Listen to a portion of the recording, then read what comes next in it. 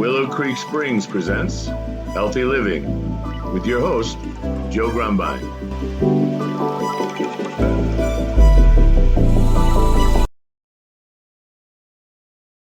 Well, hello and welcome back to the Healthy Living Podcast.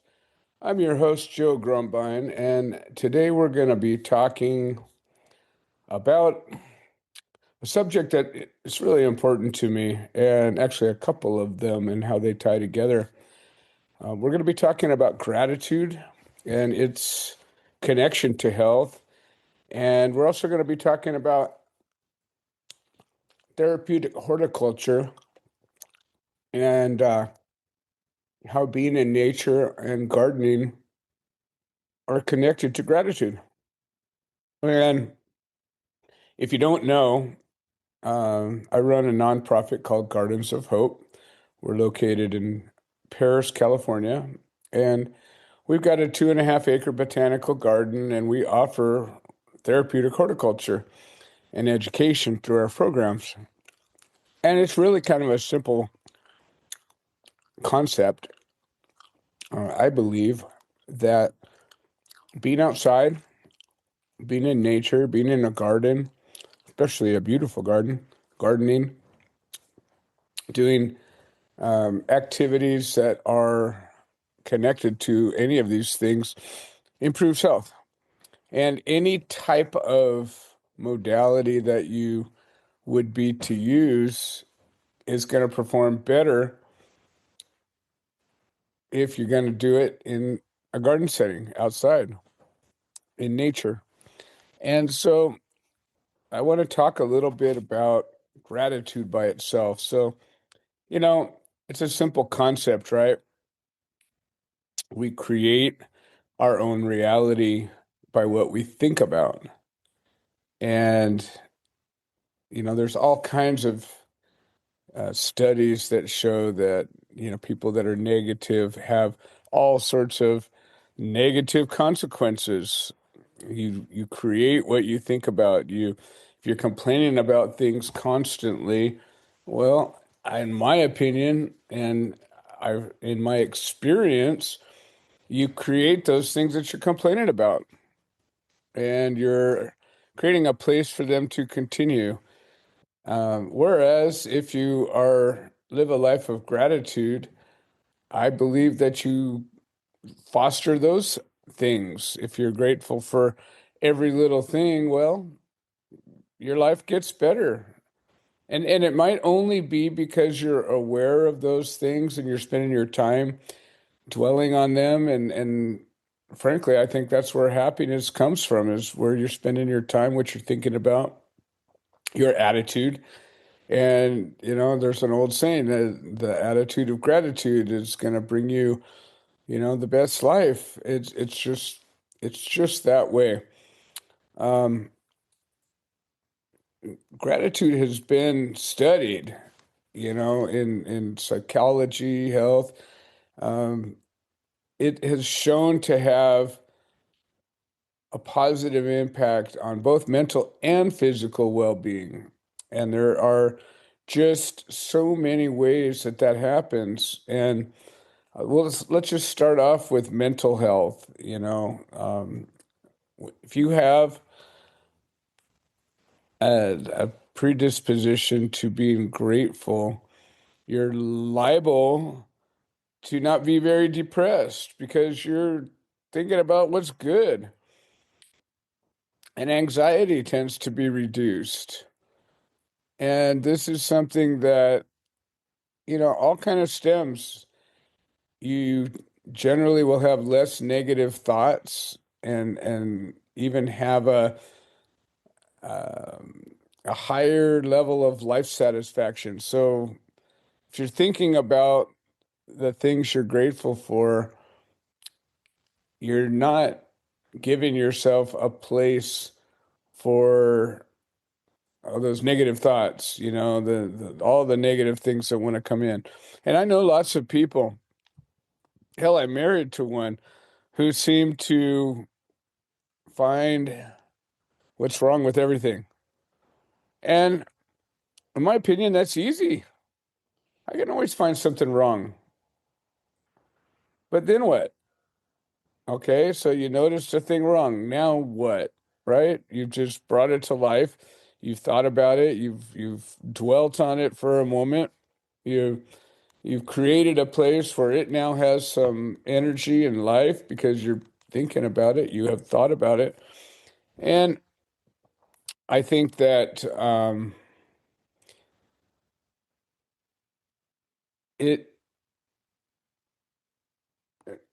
depression, anxiety, any of the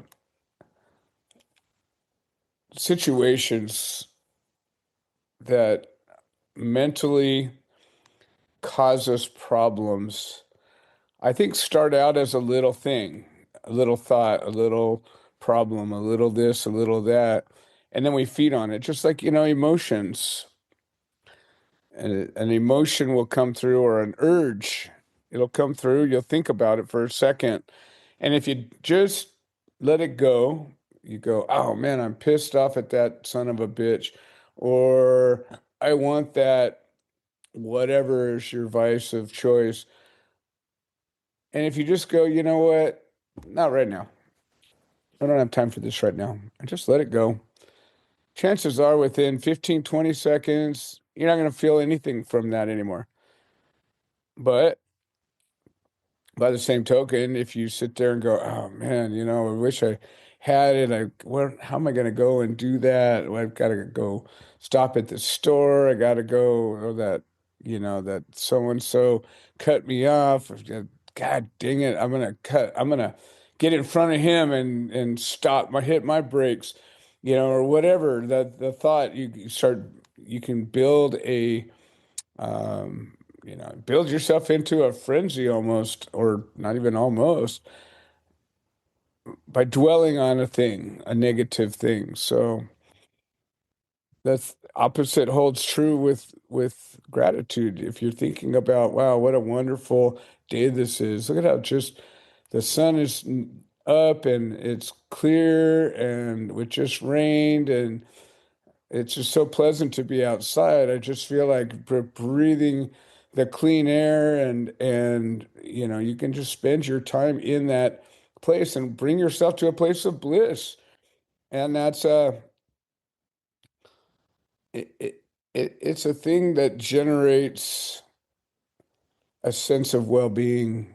And I believe that that is critical in a healthy mental state, and it just does nothing but good. So let's correlate being outdoors, getting in nature with gratitude here. And just, obviously, well, maybe not obviously, but I would say try it.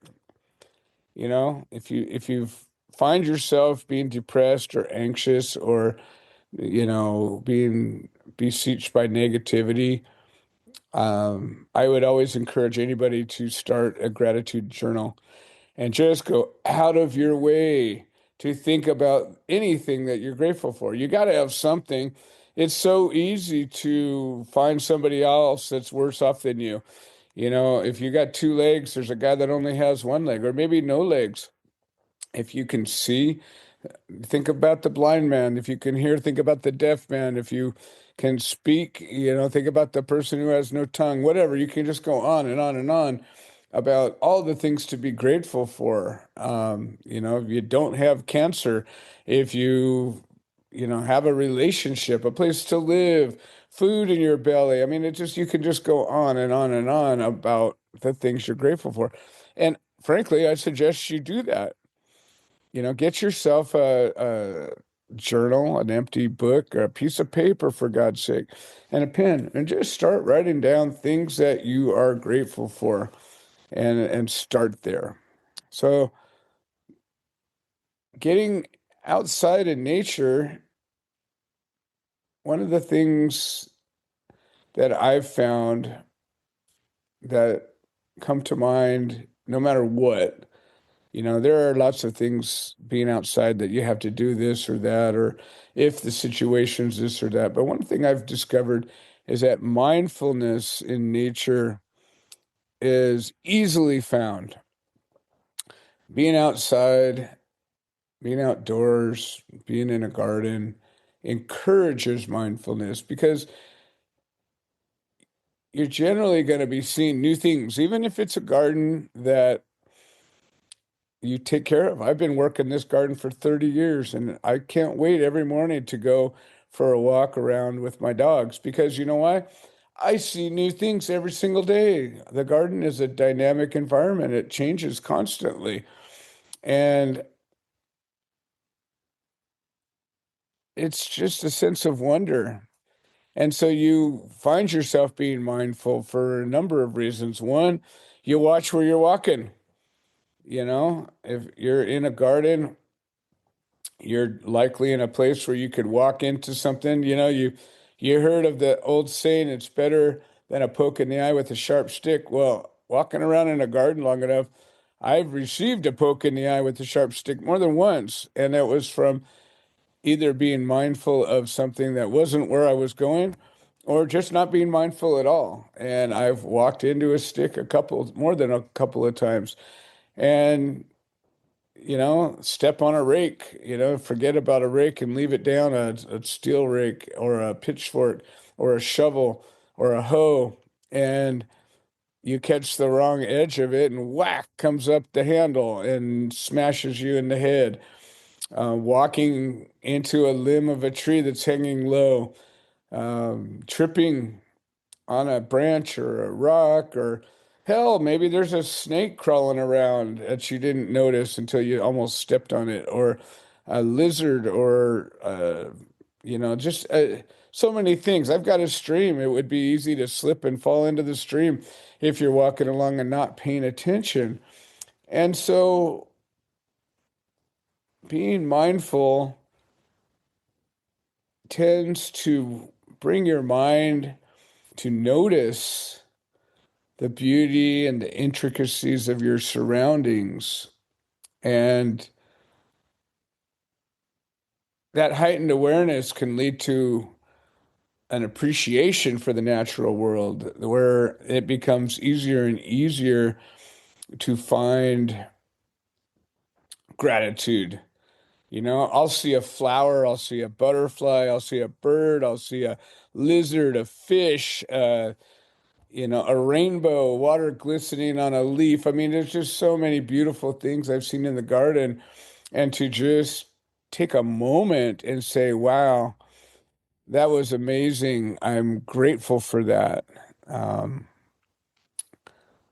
I don't know. I think that's a powerful uh, it's a powerful statement that says if you got nothing else from going into the garden but a little bit of mindfulness and an awareness of the things that are beautiful in the garden, it'd be worth it. Another element, and this is something that we're working on in building what we're calling sensory gardens, but it's a sensory engagement. Nature comes in so many ways, so many facets of nature that the sights and sounds and smells, um, it, they can evoke feelings of joy and gratitude as you connect with the environment on different sensory levels. And, it's something that people don't realize, but you've got a limbic system that connects your brain um, to smell. And I don't know if you've ever noticed, but there are certain smells that will trigger a memory. Maybe your grandmother used to have lavender in her garden, and anytime you come around lavender, all of a sudden you're like, oh, I remember my grandma's garden or whatever. There's so many different smells that a garden can produce, and even how the tactile element, feeling a soft furry leaf or a smooth, sleek leaf or a flower or an animal. There's just so many different tactile senses or sensations. Um, you can smell so many different things. Just the sight, the colors, the shapes, motion. Watching something run or fly. Even things like insects. Watching a praying mantis or a butterfly or a stink bug or a spider. Just watching them move and just be what they are. It's pretty incredible. We got a tortoise, and it's so cool just watching this thing move around. He's like this dinosaur, and watching him eat and drink and run and walk and just be a tortoise. And it brings um it brings joy, and that is something to be grateful for. Chickens are another thing. I think that chicken therapy is a real thing, and we're hoping to get some funding or donations to build a nice aviary. We've got a chicken coop right now, but it's kind of it's a demonstration of building something out of something else. It was kind of a scrap project, and it's functional, but it's not something I can really bring a lot of people into because it's kind of low to the ground and it's just kind of a hazard. Anyways, we're looking to build a nice aviary where it'll be tall, have an antechamber where you can walk in and not let anything out, and have seats and perches and water feature and lighting, and just really be an enjoyable place. But they say watching chickens just behave, running around, scratching and pecking at things is also very therapeutic. Um, you know, Gratitude is got a lot of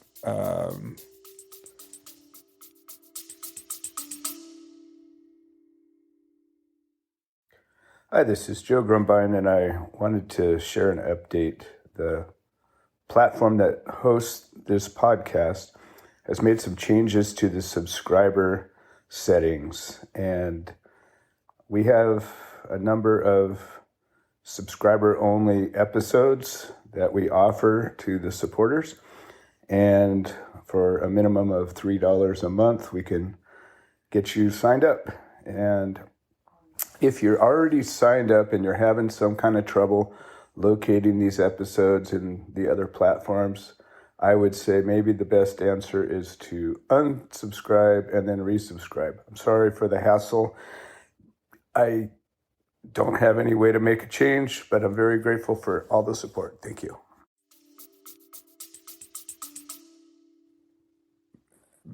tangible benefits beyond just feeling better, having, positive thoughts and less negative thoughts.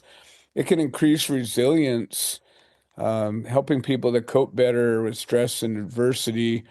You know, if if you're out there having a crappy day and thinking about all the crappy things that have happened, and something comes along and hits you, blindsides you in some way, whether it's physically or mentally or emotionally, sometimes you can spiral into a crappy place and just say, you know what, forget it. I'm not doing this anymore.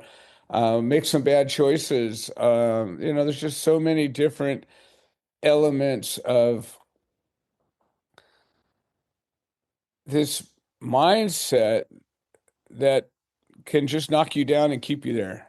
Whereas if you're having a positive day, if you wake up and say, hey, today's going to be a great day, I'm going to look at everything good. And when something challenging comes along and you're busy focusing on the good, think about it. You go, we'll be all right. We'll get through it. It's not so bad. It's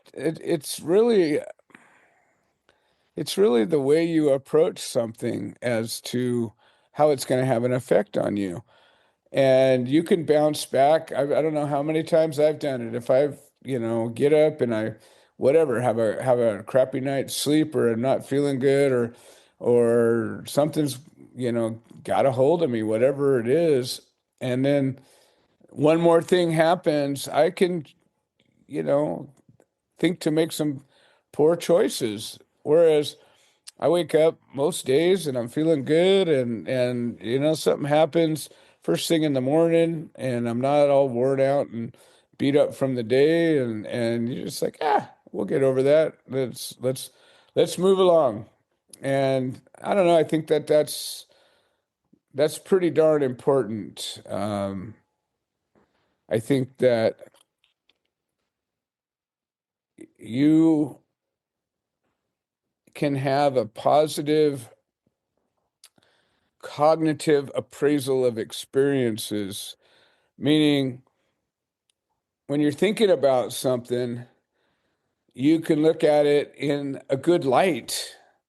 It's I don't know how many times I've had people come up and, there's a situation, we got to fill some orders. I have a company where we manufacture natural products, and it's just a little small company, and but sometimes we get real busy, and my wife will go, oh my God, we got all this work to do, and look, there's this and there's that, and she'll find things wrong, and I look at it and I'll like go, well, hey, that's great though. We're going to pay some bills.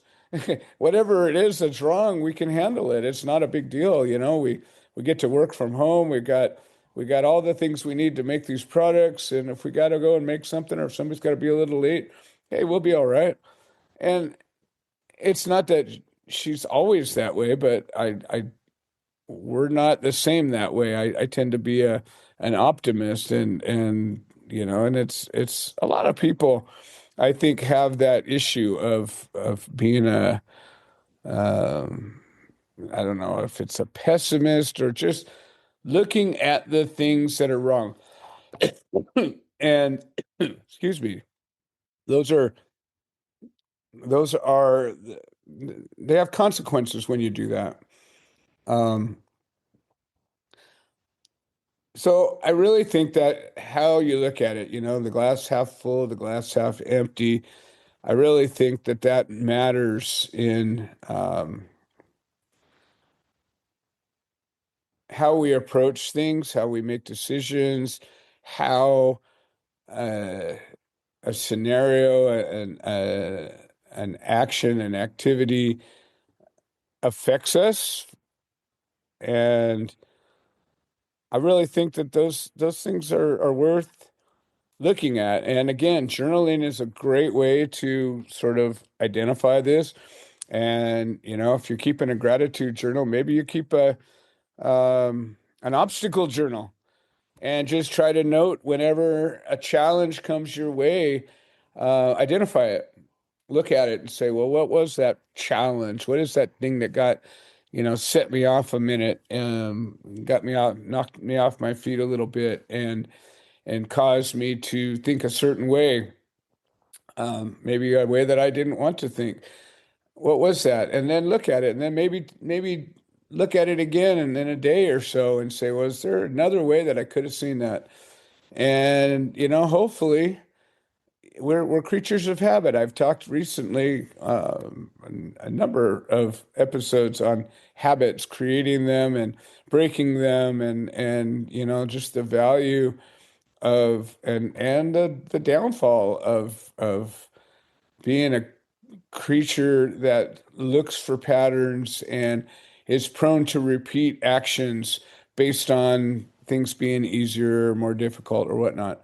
So most definitely, how we see things is going to have a big impact.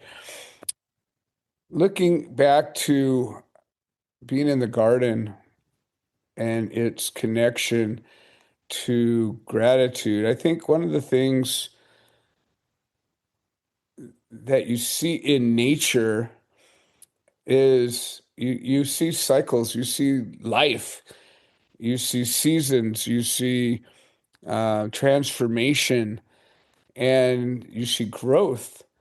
And if you're gardening, you learn patience, because nothing or most things don't happen very quickly in a garden. Um, but when you are being mindful, you will notice growth and planting seeds and nurturing them and watching their development, watering them, watching them pop up, transplanting them, all the different little stages, and eventually maybe harvesting some food or some tea or a flower or whatever it is that they ultimately produce. Um, I think that gratitude comes easily in that scenario. I know when I plant a seed, I plant a lot of seeds out here, and we plant tray after tray after tray of seeds, and sometimes they don't sprout.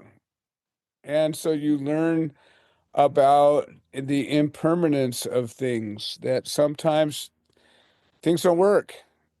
Maybe the seeds were not good. Maybe they dried out. Maybe they were too wet. It doesn't matter. I always say, that's farm life. Sometimes things just don't work out. And I think it's great when something doesn't work out and it's not a big deal. You can be grateful that it wasn't the whole crop, or maybe it wasn't a bunch of different things that went wrong. I mean, there's a million ways, even when something goes wrong, that you can go, oh, wow, hey, that's just par for the course. And at least it wasn't this other thing.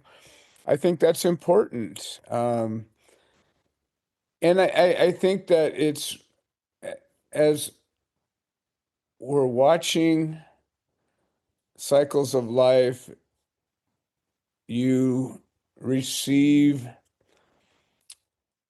wisdom and I always tell people that, my mentor, my school has always been my creek and my garden, the trees and the ground and the water and the wind and the sun. They teach me everything, all of the laws of physics and the physical laws of nature. You learn about interdependence, the connectedness of life, how everything is tied together. These are all powerful lessons, and they can connect to any aspect of life, relationships and emotions and mental outlook, just about everything. And so I really think that interacting with a garden, not just walking through it and observing it, which by itself is valuable, but participating, watering a plant or trimming a plant or planting a plant or transplanting or, any of the various tasks that we do, I think foster results, foster something positive, and creates a real easy place for gratitude to take place. I think this conversation is going to go to at least another, maybe two more episodes. Rather than go super long, I think I'm going to clip this one down and call this episode one. And we're going to get back into this and pick up where we left off and continue the discussion on gratitude and participating in gardening and being outside, getting some therapeutic horticulture, some education, some nature love. All of these things are powerful and important. And I think that I'm just going to encourage you, the listeners, to think about being grateful, to write that gratitude journal, to get your butt outside and look around and find something to be thankful for, find something beautiful. I think you'll notice it has an effect. So, on that note, we're going to wrap this one up. I want to thank everybody for participating and making this show possible. And I think that I am grateful for you and the guests and the listeners. And I think that's about it for now. I don't know, it seems like I was a little scattered today, but anyways, I'm grateful for being here, and I will see you all next time. You have a great day. This has been another episode of the Healthy Living Podcast. We produce this show so that people can share their stories, people that have overcome obstacles, people that are undergoing obstacles. We're building a community of health-minded individuals. If you're interested in supporting the show, please leave a review on the platform you're listening to it on.